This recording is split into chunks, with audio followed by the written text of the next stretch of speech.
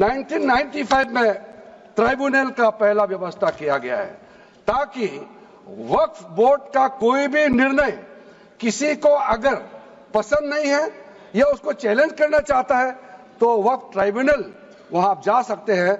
उसका प्रावधान पहले बार हुए हैं और उस समय यह भी फैसला हुआ कि 5 लाख से ज्यादा आमदनी किसी वक्फ प्रॉपर्टी में है उसके लिए सरकार एग्जीक्यूटिव ऑफिसर्स अपॉइंट किया जाएगा।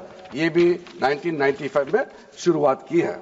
अध्यक्ष महोदय जी, ये आज एक ट्रिगर पॉइंट क्यों हुआ है? ये अमेंडमेंट बिल लाने का आवश्यकता सबसे ज्यादा शुरुआत कहां से हुई? मैं संक्षेप में बताना चाहता हूं। 2013 में 2014 में हम सब चुनाव में गए और चुनाव में जाने से पहले 2013 में कुछ कदम ऐसे उठाए गए हैं जो आप सुन करके आप सदस्य के रूप में भी और इस देश का नागरिक होने के कारण आपके दिमाग में यह बात जरूर सवाल उठेगा कि ऐसा कदम क्यों उठाया गया है।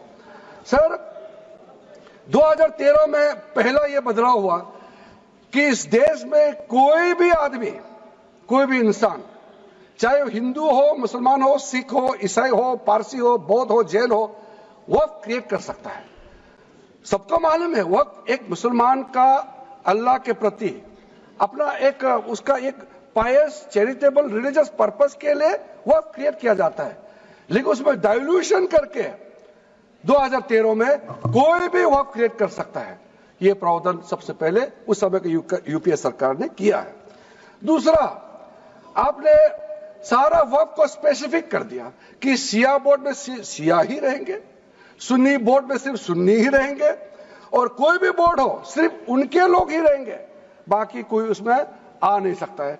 ऐसा आपने प्रावधान किया। तीसरा, 2008, सर आप शांति से सुनने के बाद आप जो भी पूछेंगे हमारा रिप्लाई तो आएंगे ही। सर, डिबेट का आखिरी में है, मेरा फिर से रिप्लाई होगा।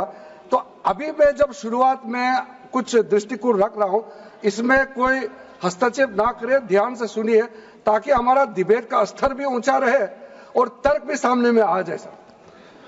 सर, एक प्रावधान आया सेक्शन 108।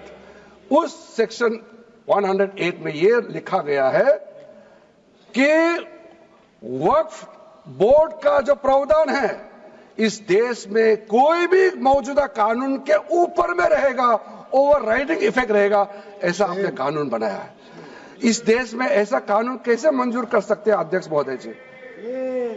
हर कानून अपना अपना हिसाब से चलता है, लेकिन एक कानून दूसरे कानून के ऊपर में ओवरराइडिंग इफेक्ट होगा, ये कोई भी मान्यता नहीं दे सकता है। कुछ प्रोपेगेंडा साथ में जुड़े हुए हैं। उससे पहले जो 2013 में मुझे भी बहुत ताज्जुब हुआ कि ये पास कैसे जबरदस्ती करवाया है। 2013 में वक्फ पे यूजर जो आपने प्रावधान डाला, उसके बाद 1970 से एक केस चल रहा था दिल्ली के अंदर में। दिल्ली के अंदर में हमारा सीजो कॉम्प्लेक्स है, पार्लियामेंट बिल्डिंग है, कई प्रॉपर्टीज है और इसको वक्फ बोर्ड, दिल्ली वक्फ बोर्ड ने क्लेम किया कि ये वक्फ प्रॉपर्टीज है। उसके बाद ये केस चल रहा था अदालत में। उस समय यूपीए सरकार ने पूरा सारा जमीन को डी नोटिफाई करके वक्फ बोर्ड को दे दिया। 123 प्रॉपर्टी। अगर आज हम ये संशोधन लेके नहीं आते तो जिस सदन में हम बैठे हैं, ये पार्लियामेंट बिल्डिंग, इसको भी क्लेम किया जा रहा था। एयरपोर्ट, बसंत विहार, और अगर नरेंद्र मोदी जी का सरकार नहीं आते, अगर यूपीए का सरकार कंटिन्यू रहता तो क्या क्या बिल्डिंग को डी नोटिफाई किया जाना था। 123 प्रॉपर्टी को तो डी नोटिफाई किया। मैं रिकॉर्ड में कह रहा हूं, अपने मन से कुछ नहीं कह रहा हूं, मैं ऑफिशियल रिकॉर्ड का बात बता रहा हूं। अध्यक्ष महोदय, क्योंकि मेरा कान खुला हुआ है तो ये डिस्टर्ब हो रहा है मुझे। मैं अभी ये पहन की बात करता हूं।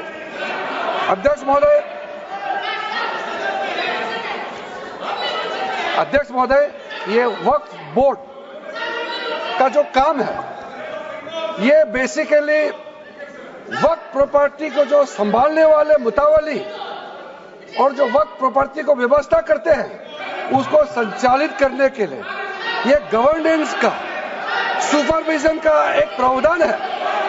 किसी भी तरीके से वक्फ बोर्ड वक्फ प्रॉपर्टी को मैनेज नहीं करता है। वक्फ बोर्ड वक्फ प्रॉपर्टी मैनेजमेंट में हस्तक्षेप नहीं करता है। आप साफ साफ सुन लीजिए, अगर इसके पास तर्क नहीं है तो इस तरह यहाँ डिस्टर्ब करके बहस का स्तर को गिराने से कोई फायदा नहीं है सर, ये कोई तरीका नहीं है सर।